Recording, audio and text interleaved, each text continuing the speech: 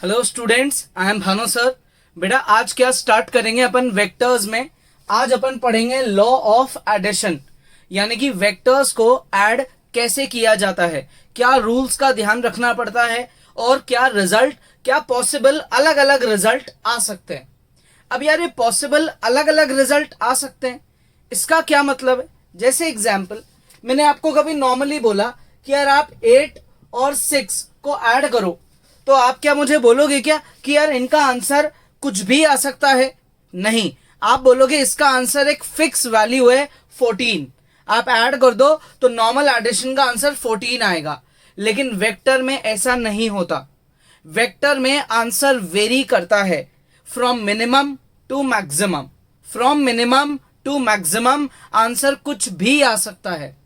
अब कैसे आ सकता है, देखो एक एग्जाम्पल लेते हैं। मान लो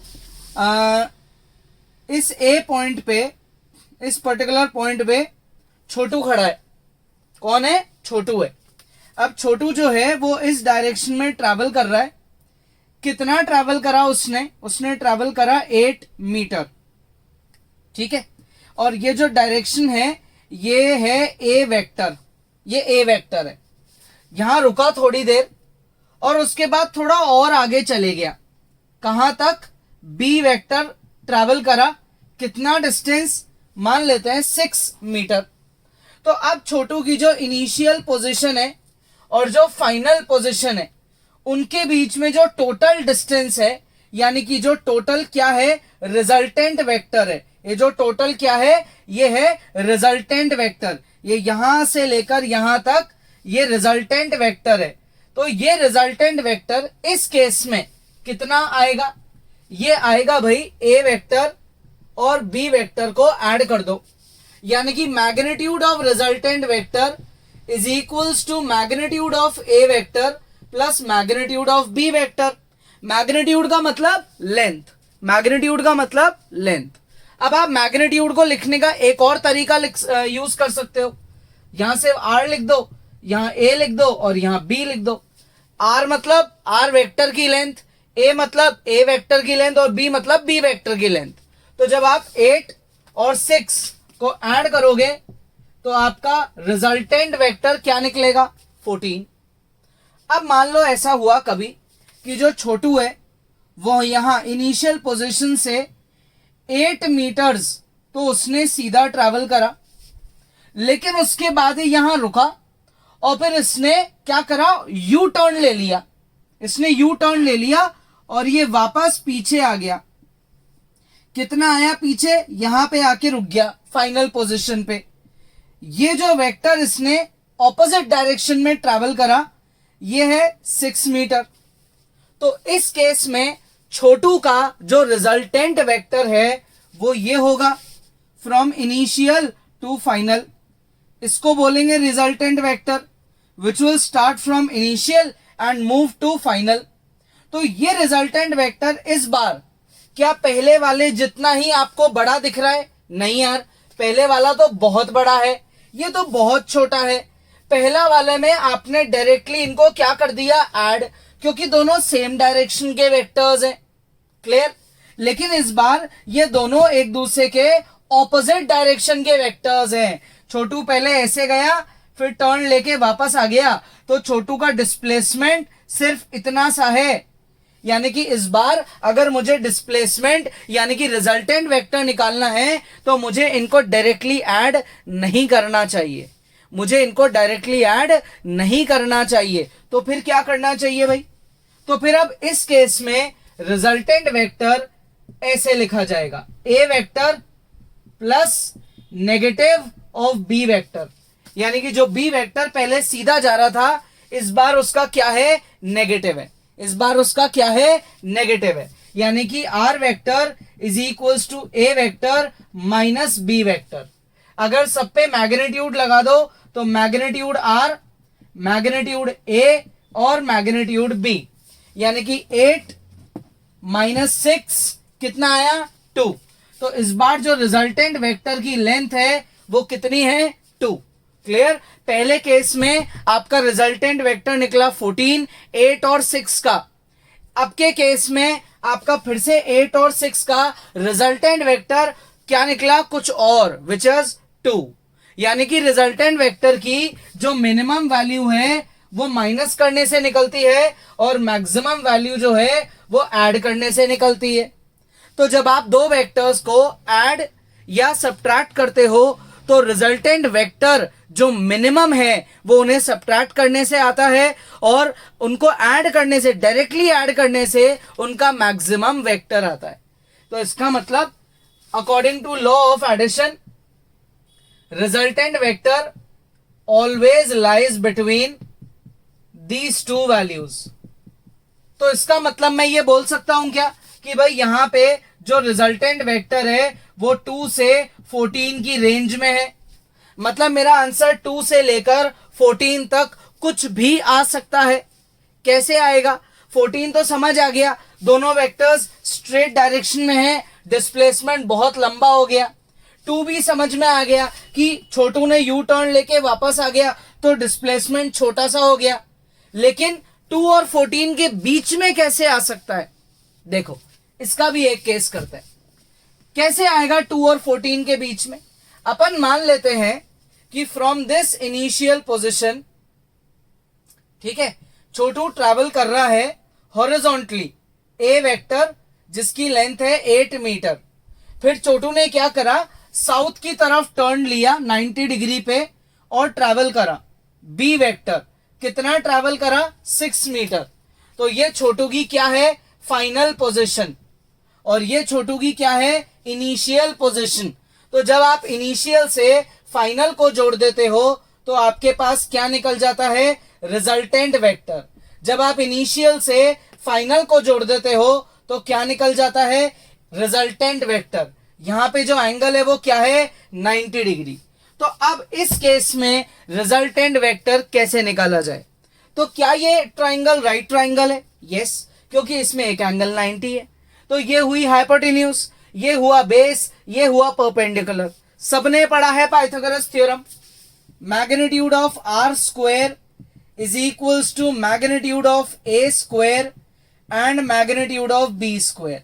आर का जो मैग्नीट्यूड है उसको आर बोलेंगे, ए के मैग्नीट्यूड को ए बोलेंगे, बी के मैग्नीट्यूड को बी बोलेंगे। तो ए का स्क्वायर यानी कि 8 का स्क्वायर, बी का स्क्वायर इसका मतलब 6 का स्क्वायर। तो ये हो गया 64 प्लस 36। तो इस हिसाब से आर स्क्वायर की वैल्यू आ गई 100, यानी कि आर की वैल्यू कितनी आई?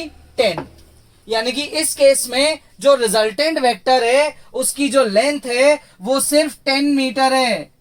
तो अब आप चेक करो, आ गया ना आंसर 2 और 14 के बीच में। इसलिए मैंने आपको कहा था कि जब आप दो वेक्टर्स का रिजल्टेंट वेक्टर निकालने जाओगे तो जो मिनिमम वैल्यू है वो उनके सब्ट्रैक्शन की होगी और मैक्सिमम वैल्यू उनके नॉर्मल एडिशन की होगी। लेकिन इसका मतलब ये नहीं है कि 2 और 14 दो वैल्यूज ही निकल सकती है। इसका मतलब ये है कि मिनिमम 2 है, मैक्सिमम 14 है, तो इनके बीच में कोई सी भी वैल्यू निकल सकती है। जैसे ये निकल गई 10 के अलावा भी वैल्यूज पॉसिबल है depending on this angle.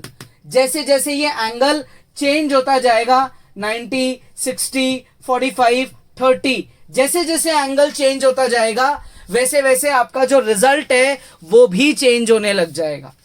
Clear? ये जो 2 रिजल्ट है ये कब आया था? जब एंगल था 180 डिग्री, छोटू ने यू टर्न ले लिया था। 14 रिजल्ट कब आया था? जब एंगल था 0 डिग्री, जब छोटू सीधा सीधा जा रहा था। और 10 रिजल्ट कब आया? जब एंगल है 90 डिग्री। तो यहां पे जो रिजल्टेंट वेक्टर है एक्चुअल में वो सिर्फ वेक्टर्स के मैग्नीट्यूड पे डिपेंड नहीं कर रहा है, वो वेक्टर्स के मैग्नीट्यूड पे डिपेंड नहीं कर रहा है, इसके साथ साथ वो उनके बीच के एंगल पे भी डिपेंड कर रहा है। आया समझ में? तो ये होता है वेक्टर का addition. It is a very interesting and a very logical topic. यहां पे वेक्टर्स को ऐड करना मतलब उनके मैग्नीट्यूड और उनके बीच के एंगल दोनों पे दिमाग लगाना पड़ेगा, क्योंकि जैसे जैसे एंगल बदलेगा वैसे वैसे आपका रिजल्ट का जो फाइनल एडिशन है, जो मैग्नीट्यूड है, वो भी बदलेगा। बस आपको इतना सा याद रखना है, मिनिमम क्या हो सकता है और मैक्सिमम क्या हो सकता है। अब उनके बीच में क्या एग्जैक्ट आंसर है वो डिपेंड करता है कि एंगल क्या है, दोनों वेक्टर्स के बीच में एंगल क्या है ये उस पर डिपेंड करता है।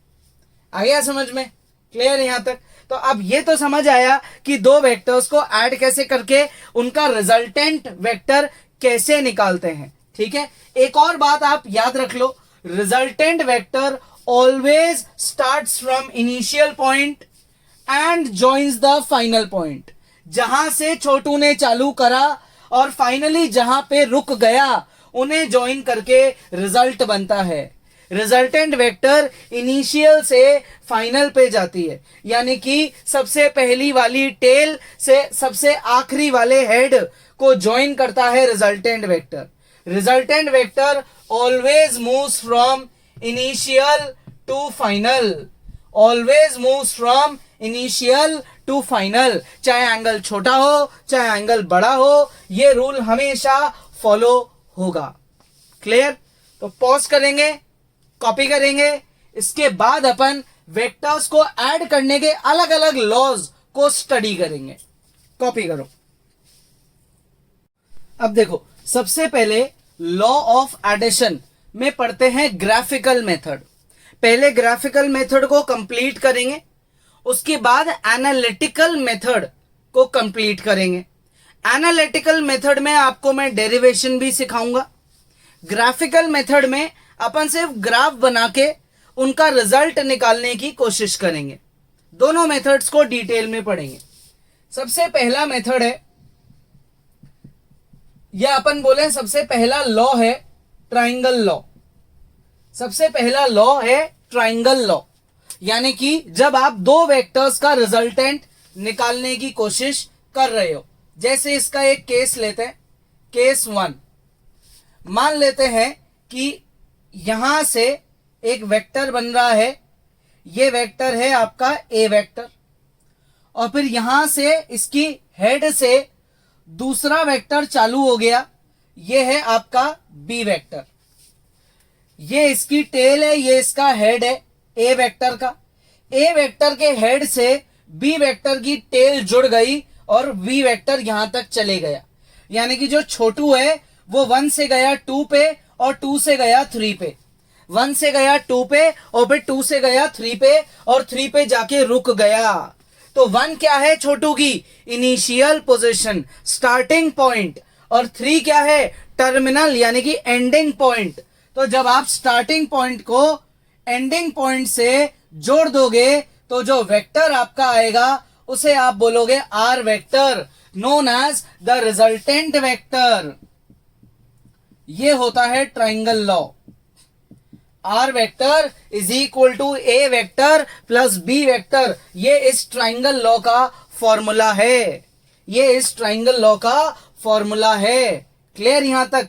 तो ये स्टैंडर्ड ट्राइंगल लॉ है। अब इसमें ये जो इनके बीच का ये एंगल है, ये एंगल यानी कि थीटा, ये बताएगा अपने को कि भाई ये आर वेक्टर की लेंथ क्या होगी। देखना ढंग से, इस एंगल को मैं बढ़ाऊंगा तो आप देखना वेक्टर की लेंथ बढ़ेगी। हॉरिजॉन्टल वेक्टर को मैंने सेम रखा है, बिल्कुल सेम, 1 से 2 तक ए वेक्टर है। अब आपने इसको परपेंडिकुलर कर दिया 3 तक, ये बी वेक्टर है। चेक करो क्या ये एंगल बढ़ा साइज में? यस, बढ़ गया, थीटा की वैल्यू बढ़ गई। अब आप चेक करो, आपके रिजल्टेंट वेक्टर की लेंथ भी बढ़ गई।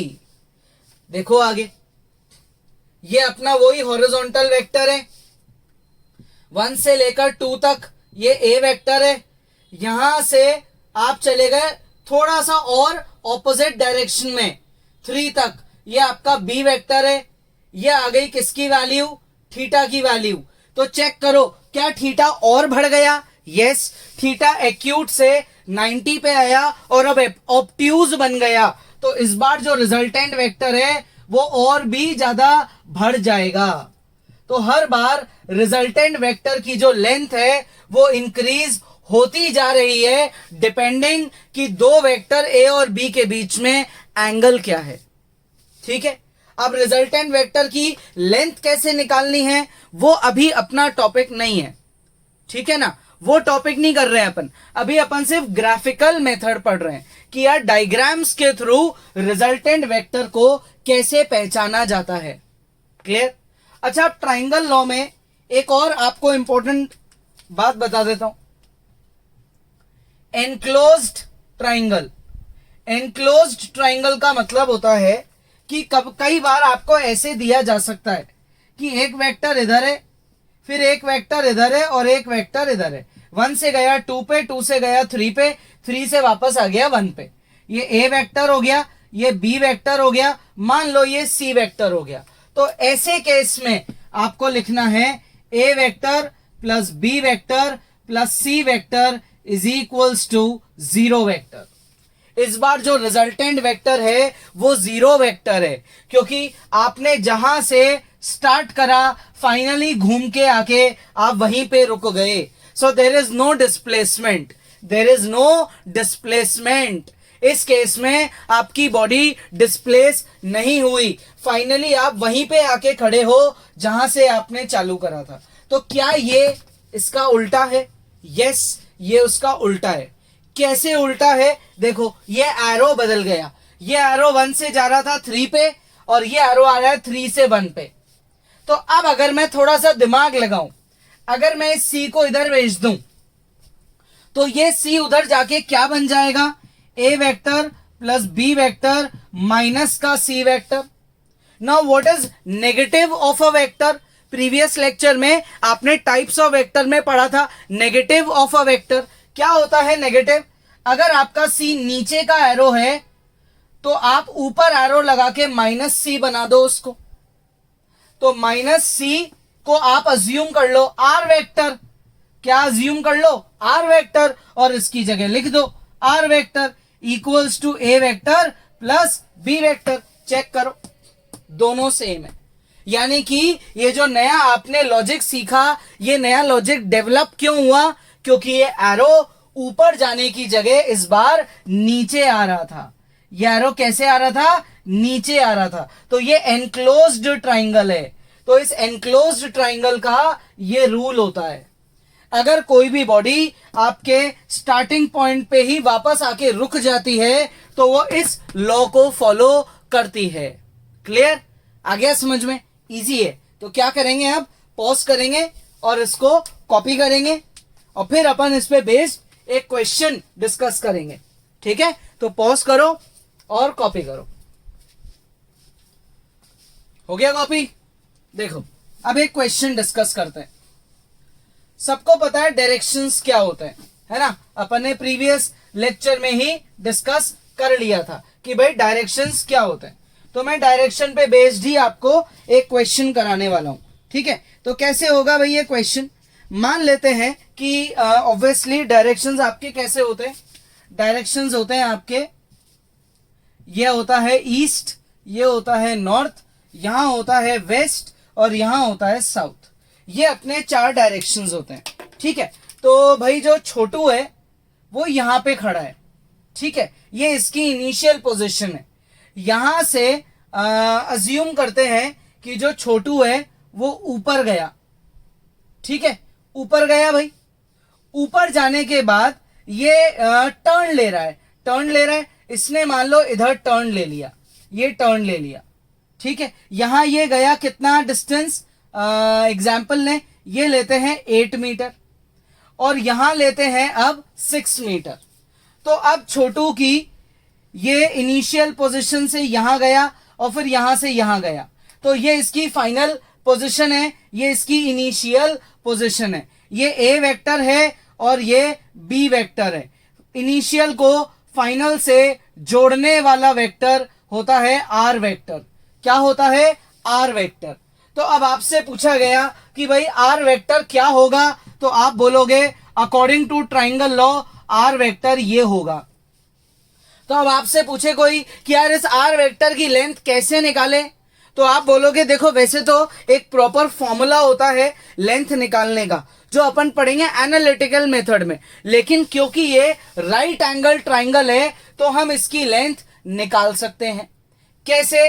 देखो आप, इसका एंगल ये 90 डिग्री है तो राइट एंगल ट्राइंगल में हम पाइथागोरस थ्योरम लगा देते हैं। Magnitude of R square is equals to magnitude of A square plus magnitude of B square, that is R square is equals to A square plus B square. अब A का जो magnitude यानी कि length है वो कितनी है 8 और बी की लेंथ कितनी है 6। तो अब आप अप्लाई करो तो आर स्क्वायर हो गया 8 का स्क्वायर प्लस 6 का स्क्वायर 64 प्लस 36 दैट इज 100।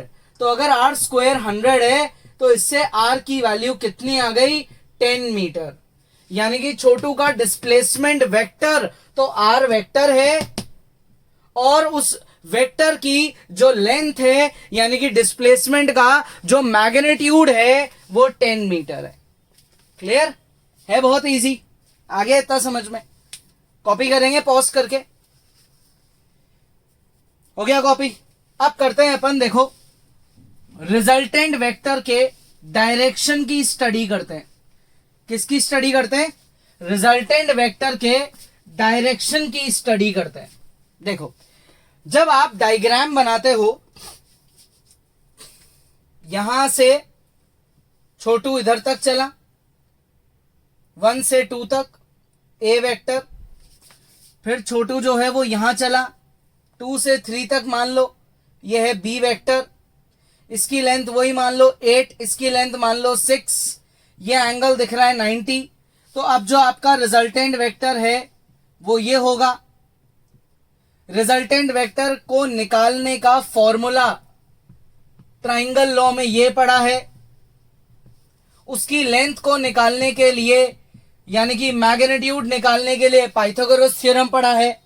अब बात करते हैं रिजल्टेंट वेक्टर के डायरेक्शन की। ये दो चीजें आप ऑलरेडी पढ़ चुके। अब पढ़ना है अपने को direction of R vector. Resultant vector किस डायरेक्शन में जा रहा है उसके बारे में पढ़ना है। तो ये जो आपका आर वेक्टर है इसका अगर आपको डायरेक्शन निकालना है तो इसका मतलब होता है कि जो पहला वेक्टर है उसके साथ उसका आप एंगल निकाल दो। क्लियर? जो आपका पहला वेक्टर है जहां से रिजल्टेंट वेक्टर की टेल जुड़ी है, तो इन दो ए और आर वेक्टर, ये जो दो को इनिशियल वेक्टर्स हैं, है ना, को इनिशियल वेक्टर्स, क्योंकि ये क्या है, ये कॉमन पॉइंट है जहां से ये दोनों वेक्टर्स चालू हुए। आर वेक्टर भी यहीं से चालू हुआ, ए वेक्टर भी यहीं से चालू हुआ, तो ये को इनिशियल वेक्टर्स बन गए। इनके बीच में जो एंगल है ये अल्फा है, तो direction of R vector is alpha. Direction of R vector is alpha, यानी कि angle with the first vector, ये मान लो आप। क्लियर यहां तक? तो ये डायरेक्शन मुझे निकालना है, तो मैं कैसे निकालूं इसको? तो क्या ये राइट ट्राइंगल है? यस, अपन राइट ट्राइंगल की बात कर रहे हैं। ये राइट ट्राइंगल है। कैसे निकालें डायरेक्शन? देखो आप tan अल्फा लगा सकते हो, पढ़ा है 10th क्लास की ट्रिग्नोमेट्री में। क्या होता है tan? परपेंडिकुलर अपॉन बेस, यानी कि magnitude of B vector divided by magnitude of A vector which is 6 upon 8, यानी कि 3 अपॉन 4। अब ये tan अल्फा की वैल्यू है, तो क्या आपने ये वैल्यू टेबल में कभी पढ़ी है? आपने अभी तक ट्रिग्नोमेट्री में 0, 30, 45, 16, 90 ये 5 एंगल्स की स्टडी करी है। उनमें से ये कोई भी वैल्यू नहीं दे रहा, ना तो ये वैल्यू 0 डिग्री पे आती है, ना 30, 45, 60, 90 किसी पे नहीं आती। तो आपको अब ये याद रखना है। अब ये वैल्यू कब आती है? ये वैल्यू के लिए मैं आपको दो नए एंगल्स बता रहा हूं। एक एंगल है 37 डिग्री और एक एंगल है 53 डिग्री। ठीक है? Sine theta, cos theta, tan theta. 37 पे टैन होता है 3/4, 53 पे उसका रिवर्स हो जाता है 4/3। साइन होता है 3/5, यहां पे होता है 4/5, कॉस होता है 4/5, 3/5। ये आपको दो नए एंगल्स मैंने आज सिखा दिए। तो 0, 30, 45, 60 और 90, 5 के अलावा दो और एंगल्स आज आपने सीखे। तो tan की वैल्यू 3/4 है, इसका मतलब अल्फा की वैल्यू है कितनी? अल्फा की वैल्यू है 37 डिग्री। क्या है? 37 डिग्री। लेकिन ये 37 डिग्री क्या अपने आप में पूरी तरीके से डिफाइंड है? नहीं है। मुझे इस 37 डिग्री को एक प्रॉपर डायरेक्शन देना पड़ेगा। मुझे इस 37 डिग्री को एक प्रॉपर डायरेक्शन देना पड़ेगा। तो मैं उसको कैसे दूं डायरेक्शन? देखो, डायरेक्शन देने का भी लॉजिक बड़ा ही इजी है।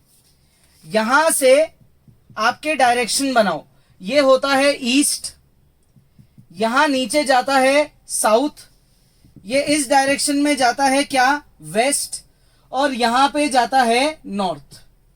तो आपका जो ये रिजल्टेंट वेक्टर है ये ईस्ट की लाइन से उठा है ना, देखो यूं जा रहा है।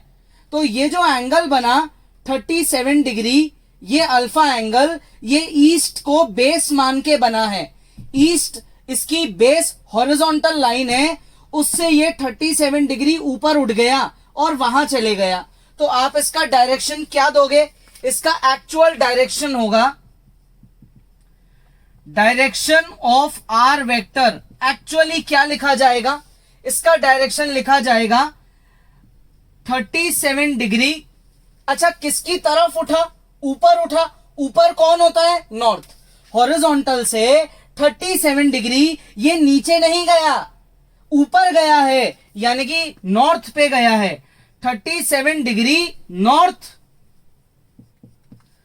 37 डिग्री नॉर्थ कहां से गया? ईस्ट से गया, ऑफ ईस्ट। ये क्या है? ये आपके आर वेक्टर का डायरेक्शन है। ऐसे दिया जाता है डायरेक्शन, ठीक है। एक एंगल निकाल लो, क्लियर, और उस एंगल के साथ आप डायरेक्शन को मेंशन कर दो। अब अगर आपको ये चीज क्लियर नहीं है तो या तो आपने मेरा प्रीवियस वीडियो नहीं देखा या फिर आपने उसकी प्रैक्टिस नहीं करी, क्योंकि ये बहुत ही इजी टॉपिक है ये डायरेक्शन को लिखना। लेकिन अगर आप एक बार इसकी प्रैक्टिस कर लेते हो तो आ जाएगा समझ में। नहीं करी तो आपको कंफ्यूजिंग लगेगा। ये इतनी छोटी सी चीज लिखने में कंफ्यूज हो सकते हो, इसलिए वो वीडियो ढंग से देखो, उसकी प्रैक्टिस एक बार कर लो, बस एक बार, उससे आपको याद हो जाएगा वो हमेशा। तो फिर से समझा देता हूं, ये अल्फा एंगल जो है ये डायरेक्शन है आर वेक्टर का। तो आपने अल्फा की क्या करी? वैल्यू तो निकाल दी है ना, लेकिन आपको उसको एक प्रॉपर स्टेटमेंट में रिप्रेजेंट करना है। तो उसके लिए आपने देखा कि यार ये हॉरिजॉन्टल वाले वेक्टर से ऊपर की तरफ गया और तब जाके ये एंगल बना, यानी कि हॉरिजॉन्टल इधर जा रहा है ईस्ट की तरफ, तो इसने ईस्ट से इतना एंगल बनाया, अल्फा एंगल, यानी कि 37 डिग्री, और ऊपर बनाया यानी कि नॉर्थ में बनाया। तो इसलिए मैंने ऐसे लिखा है 37 डिग्री कहां बना? नॉर्थ में बना, नॉर्थ की तरफ बना। और किस एक्सेस को बेस मान के बना? ईस्ट को बेस मान के बना है। ठीक है, यहां तक आ गया समझ में? तो इस तरीके से आप रिजल्टेंट वेक्टर का डायरेक्शन दे सकते हो। क्या दे सकते हो? डायरेक्शन। लेकिन अब इसमें एक बात नोटिस करो आप, ये आपने डायरेक्शन कब दिया? ये आप कब दे पाए? जब ये जो ट्राइंगल था ये क्या था? Right angled triangle. अब क्या जरूरी है क्या कि हर बार राइट एंगल ट्राइंगल ही बनेगा? नहीं, ऐसा तो जरूरी नहीं है। इस बार तो आपने समझ लिया क्योंकि राइट एंगल ट्राइंगल है। अगर राइट एंगल ट्राइंगल नहीं हो तो क्या करेंगे? तो आप लोग उसका नेक्स्ट वीडियो देखेंगे जिसमें मैं आपको समझाऊंगा ग्राफिकल की जगह एनालिटिकल मेथड, जिसमें आप डेरिवेशन सीखेंगे। डेरिवेशन से मैग्नीट्यूड निकालना सीखेंगे और डायरेक्शन भी निकालना सीखेंगे। तब आप कोई से भी ट्राइंगल में डायरेक्शन को आसानी से निकाल दोगे। ये तो आपने किसके लिए सीखा है? राइट ट्राइंगल के लिए, क्योंकि अभी तक अपन सिर्फ क्या पढ़ रहे हैं? ग्राफिकल मेथड पढ़ रहे हैं। और उसमें भी कौन सा लॉ पढ़ रहे हैं? सिर्फ पहला लॉ पढ़ रहे हैं, ट्राइंगल लॉ। क्लियर? आ गया समझ में? इजी है। तो पॉज करना है, उसके बाद कॉपी करना है, फिर अपन नेक्स्ट सेकंड लॉ पे आएंगे। तो पॉज करो और कॉपी करो। नेक्स्ट अब आते हैं, देखो सेकंड लॉ पे, पैरेललोग्राम लॉ। इससे पहले एक नॉर्मल केस डिस्कस करते हैं। देखो ये क्या है? ट्रक। इस ट्रक को इस डायरेक्शन में और इस डायरेक्शन में क्या मिल रहा है? फोर्स। इस पे फोर्स अप्लाई हो रहा है। कौन अप्लाई कर रहा है? ये दो कार्स। ठीक है, मान लो इस डायरेक्शन में जो फोर्स है वो है F1, उसका वेक्टर है F1 और इसका फोर्स का डायरेक्शन का है F2। अब ये दोनों जो फोर्सेस हैं ये एक पर्टिकुलर एंगल पे अप्लाई हो रहे हैं, एंगल पे अप्लाई हो रहे हैं। तो ये ट्रक किस डायरेक्शन में जाएगा? ऐसा होगा क्या कि बीच में से इसके दो टुकड़े हो जाएंगे, आधा उधर चल जाएगा आधा इधर? ऐसा तो हो नहीं सकता। इन कार्स में इतनी ताकत तो है नहीं कि ट्रक के दो टुकड़े कर दें, ऑब्वियस बात। यानी कि ट्रक का जो रिजल्टेंट डायरेक्शन होगा वो ऐसा कुछ होगा। ये इसका क्या है? रिजल्टेंट फोर्स है। यानी कि ट्रक रिजल्ट में दोनों के एवरेज के अकॉर्डिंग, दोनों के रिजल्ट्स के अकॉर्डिंग एक पर्टिकुलर डायरेक्शन को फॉलो कर लेगा। आ गई बात समझ में? ये लॉजिक पे चलता है पैरेललोग्राम लॉ। थोड़ा बहुत इसको आप ट्राइंगल लॉ से भी लिंक कर सकते हो, लेकिन कंप्लीटली नहीं कर सकते। जैसे मान लो एक कॉमन पॉइंट है आपका, इस पॉइंट से एक वेक्टर गया इधर और एक वेक्टर गया इधर। ये दोनों को इनिशियल वेक्टर्स हैं। ये है ए वेक्टर, ये है बी वेक्टर। इन दोनों के बीच में ये इतना बड़ा एंगल बन रहा है जिसको अपन क्या बोलेंगे? ऑब्वियसली थीटा बोलेंगे। तो इन दोनों का जो रिजल्टेंट वेक्टर है वो मुझे फाइंड करना है यूजिंग पैरेललोग्राम लॉ। तो पैरेललोग्राम लॉ क्या बोलता है? सबसे पहले ये लॉ बोलता है कि पैरेललोग्राम को कंप्लीट करो, यानी कि इसके पैरेलल यहां पे इस लाइन को खड़ी कर दो और इसके पैरेलल इस हॉरिजॉन्टल लाइन को खड़ी कर दो। क्लियर? ये होता है पैरेललोग्राम लॉ। ये आपने पैरेलल लाइंस खड़ी कर दी। तो अब ऐसा करने से ये एक वेक्टर बिल्कुल सीधा निकल जाएगा और यहां पे जाके जुड़ जाएगा। इसको बोलते हैं क्या? Resultant vector. तो रिजल्टेंट वेक्टर ना तो ए की तरफ कंप्लीट है ना बी की तरफ कंप्लीट है, ये इन दोनों के बीच में कहीं जा रहा है। अब एग्जैक्टली बीच में नहीं होगा, ये डिपेंड करता है ए और बी के बीच में एंगल क्या है और इन दोनों के मैग्नीट्यूड क्या है। उस हिसाब से आर वेक्टर खुद का डायरेक्शन जज करता है कि वो ए की तरफ ज्यादा होगा, बी की तरफ ज्यादा इंक्लाइंड होगा या सेंटर से पास होगा। इसको बोलते हैं पैरेललोग्राम लॉ। अब एक बात बताओ, अगर ये बी वेक्टर है तो क्या ये वेक्टर भी एक तरीके से बी वेक्टर ही होगा? क्योंकि आप वेक्टर को पैरेलली कहीं पे भी शिफ्ट कर सकते हो। ये प्रीवियस क्लास का टॉपिक है। ये सारे वेक्टर्स एक दूसरे के क्या है? इक्वल है, क्योंकि आपने इनको क्या करा है? पैरेलली शिफ्ट करा है with equal length and with the same direction. They all are having equal length and they all are having the same direction. तो जैसे ये एक वेक्टर है, उसका पैरेलल ये वेक्टर हो गया, तो ये ए वेक्टर तो ये बी वेक्टर तो ये भी बी वेक्टर। सिमिलरली अगर ये ए वेक्टर तो ये भी क्या हो जाएगा? A vector. क्लियर यहां तक? तो इस हिसाब से अगर मैं इसमें दिमाग लगाऊं तो ये आर वेक्टर जो है वो ट्राइंगल लॉ के अकॉर्डिंग मुझे सेम रिजल्ट दे रहा है। R vector is equals to A vector plus B vector. वही रिजल्ट आ रहा है जो ट्राइंगल लॉ में आ रहा था, बस पैरेललोग्राम लॉ में डायग्राम थोड़ा सा बदल गया। क्लियर? अब क्या जरूरी है कि ए वेक्टर और बी वेक्टर पहले से ही को इनिशियल हो? नहीं, ये भी जरूरी नहीं है।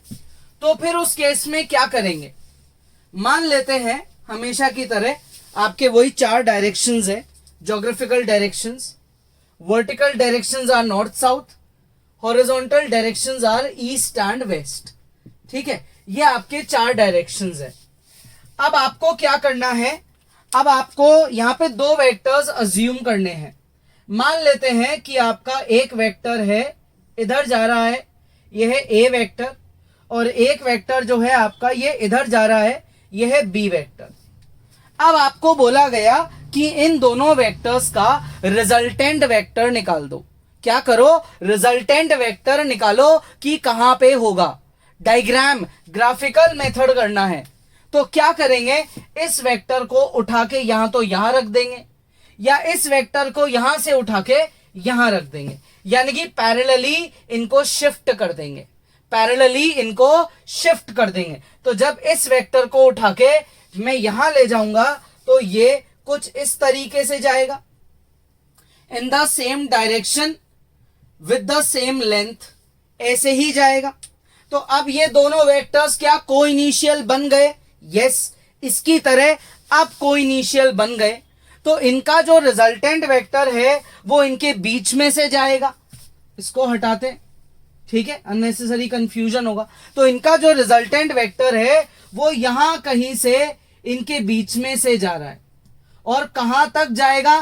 पूरे पैरेललोग्राम के डायगोनल को कंप्लीट करेगा, पूरे पैरेललोग्राम के डायगोनल को कंप्लीट करेगा। तो एक काम करें, पहले पैरेललोग्राम को कंप्लीट कर लेते हैं। ये ऑपोजिट साइड इधर बन गई, ये ऑपोजिट साइड इधर बन गई, ये अपन ने पैरेललोग्राम को कंप्लीट कर दिया, ठीक है। तो अब रिजल्टेंट वेक्टर किधर जाएगा भाई? रिजल्टेंट वेक्टर यहां से चालू होके यहां तक जाएगा, ये इसका रिजल्टेंट वेक्टर है। क्या है ये इसका रिजल्टेंट वेक्टर है, जिसमें आपने पहले क्या कंप्लीट करा? पैरेललोग्राम कंप्लीट करा। उसमें ये ए वेक्टर, ये बी वेक्टर, तो पैरेलल के हिसाब से ये भी क्या बन गया? बी वेक्टर बन गया। तो ये जो आपका रिजल्टेंट वेक्टर है इसे आप बोलोगे R vector, which is equal to A vector plus B vector. ये होता है पैरेललोग्राम लॉ। अब इसमें चाहे आप इसको भी हटा दो, इसका भी कोई यूज नहीं। बस आपको क्या था, आपको ये यहां दे रखा था ए, यहां दे रखा था बी, तो आपने इनको पैरेलल शिफ्ट करके को इनिशियल बनाया और उसके बाद पैरेललोग्राम को कंप्लीट करा और फिर पता पड़ा कि रिजल्टेंट वेक्टर कहां बनेगा, किस डायरेक्शन में बनेगा। क्लियर? इजी है बहुत। ये होता है अपना पैरेललोग्राम लॉ। अब रिजल्टेंट वेक्टर जो आपने बनाया उसकी लेंथ और उसका जो डायरेक्शन है, डायरेक्शन का मतलब कि भाई आपके ए और बी वेक्टर के बीच का जो एंगल है वो तो है थीटा, ए और बी वेक्टर के बीच का जो एंगल है वो है थीटा, लेकिन ये जो आर वेक्टर है इसका ए वेक्टर के साथ जो एंगल है वो है अल्फा। वो क्या है? अल्फा। तो alpha is the direction of R vector, ठीक है। Capital R is the magnitude, magnitude का मतलब length, capital R is the magnitude और length of R vector. And what is alpha? Alpha is the direction, alpha is the direction of R vector, alpha is the direction of R vector, ठीक है। आया समझ में? ये होता है parallelogram law. तो अब मैग्नीट्यूड कैसे निकाला जाए, डायरेक्शन कैसे निकाला जाए, ये टॉपिक अपन पढ़ेंगे अपने नेक्स्ट लेक्चर में, जिसमें आप डेरिवेशन सीखोगे। अभी तो सिर्फ ग्राफिकल मेथड की स्टडी हो रही है, ठीक है। आ गया समझ में? अच्छा, अब एक बात बताओ, अगर मैंने आपको बोला कि भाई मुझको रिजल्टेंट वेक्टर दो, लेकिन जो इस बार है ना आपको वेक्टर्स को ऐड नहीं करना है, एक तरीके से उनको सब्ट्रैक्ट करना है, एक तरीके से क्या करना है? सब्ट्रैक्ट करना है। जैसे एग्जांपल मान लेते हैं कि यहां ये दो वेक्टर्स हैं, इस बार ये आपका ए वेक्टर है, ये आपका बी वेक्टर है, और मैं आपसे डिमांड करता हूं इसकी ए वेक्टर माइनस बी वेक्टर की, मुझे ये फाइंड करके दो।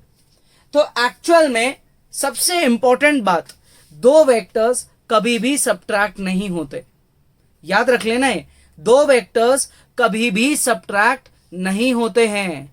अगर आपको कभी भी दो वेक्टर्स को सब्ट्रैक्ट करना है, इसका मतलब ये होता है कि आप नेगेटिव वेक्टर को ऐड कर दो, आप नेगेटिव वेक्टर को क्या करो? ऐड कर दो। तो नेगेटिव वेक्टर कहां बनता है?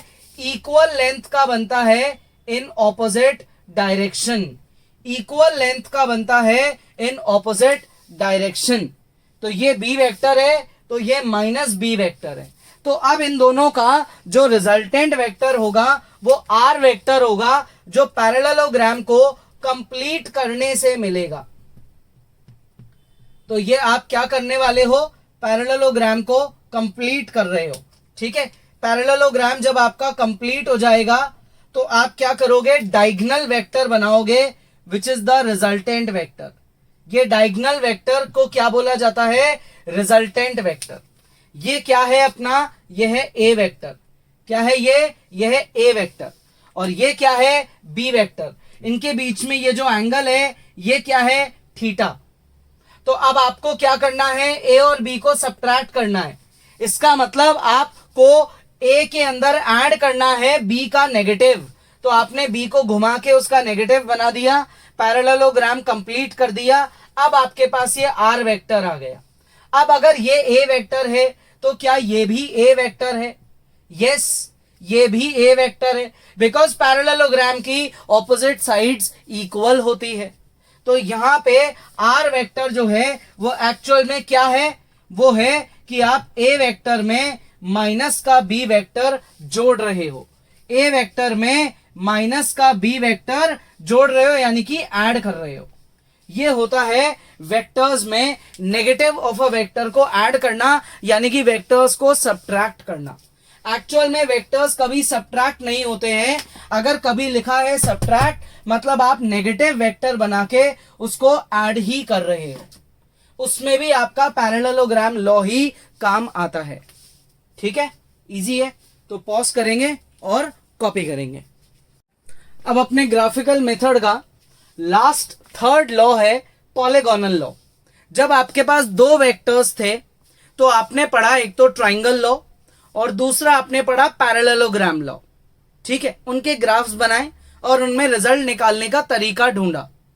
अब अगर दो से ज्यादा वेक्टर्स हो और आपको क्या करना हो? उनका रिजल्टेंट निकालना हो, तो उस केस में काम आता है polygonal law. Polygonal law is nothing else but also known as a head tail method. इसका दूसरा नाम क्या है? Head tail method.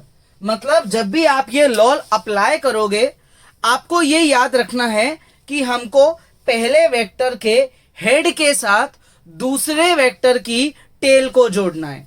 पहले वेक्टर के हेड से दूसरे वेक्टर की टेल को जोड़ना है। एग्जाम्पल मान लेते हैं यहां पे एक वेक्टर है, फिर यहां पे वेक्टर है, फिर ये एक वेक्टर है, ये एक वेक्टर है, बीच में भी एक और वेक्टर है। ये ए वेक्टर है, ये बी वेक्टर है, ये सी वेक्टर, ये डी वेक्टर और ये ई वेक्टर। 5 वेक्टर्स आ गए। क्वेश्चन है फाइंड द रिजल्टेंट वेक्टर। कैसे फाइंड करें? सबसे पहले ए वेक्टर को एज इट इज बना लो अपनी जगह।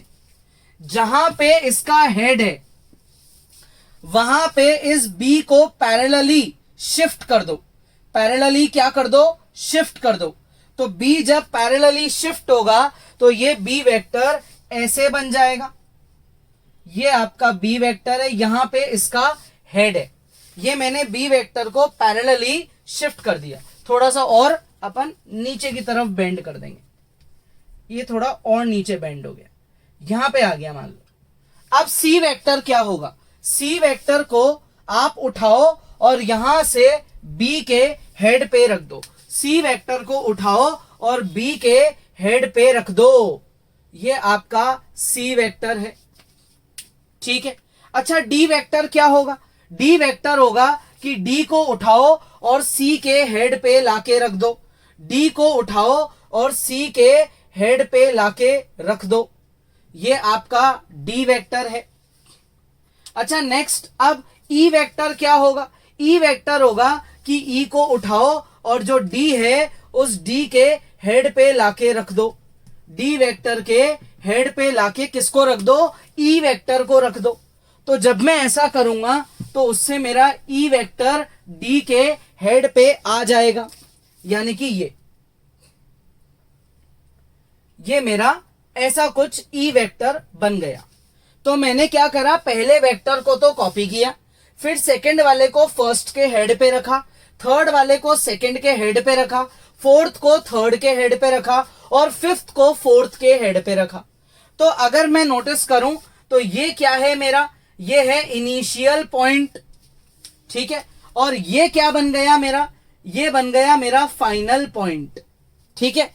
तो जब आप इस इनिशियल से इस फाइनल को जोड़ दोगे, इस इनिशियल से इस फाइनल को जोड़ दोगे, तो आपके पास ये वेक्टर जो है ये आ जाएगा आर वेक्टर। इसको बोलते हैं रिजल्टेंट वेक्टर। तो इसका बड़ा ही इजी सा फॉर्मूला है, R vector is equals to A vector plus B vector plus C vector plus D vector plus E vector. तो दो से ज्यादा कभी भी वेक्टर्स आ जाए, 3 4 5 6 कितने भी आ जाए, तो आपको हेड टेल मेथड का यूज करना है। एक पॉलीगन की शेप बनानी है और जो ये लास्ट वाली साइड होगी जो इनिशियल से फाइनल को जोड़ेगी वो रिजल्टेंट वेक्टर होगा, जिसको आप ऐसे ऐड करके निकाल सकते हो। क्लियर? आ गया समझ में? बहुत इजी है। So this is known as a head tail method. तो आज की क्लास में अपन ने ग्राफिकल मेथड में वेक्टर के लॉ ऑफ एडिशन के तीनों लॉज को डिस्कस करा है। नेक्स्ट लेक्चर में मैं आपको सिखाऊंगा कि इन्हीं लॉज ऑफ एडिशन को बिना ग्राफ के अगर कभी सॉल्व करना हो, मैग्नीट्यूड निकालना हो, डायरेक्शन निकालना हो, तो क्या करेंगे। उस मेथड को बोलते हैं एनालिटिकल मेथड। उसमें डेरिवेशंस भी सीखेंगे और उसमें कुछ क्वेश्चंस की भी प्रैक्टिस करेंगे। क्लियर? तो क्या करना है, आज इस वीडियो को ढंग से दोबारा से देखना है, रिवाइज करना है, नोट्स आपको खुद जरूर बनाने हैं, क्योंकि उससे आपको टॉपिक बहुत ढंग से याद हो जाएगा। तो नेक्स्ट क्लास में आगे पढ़ेंगे।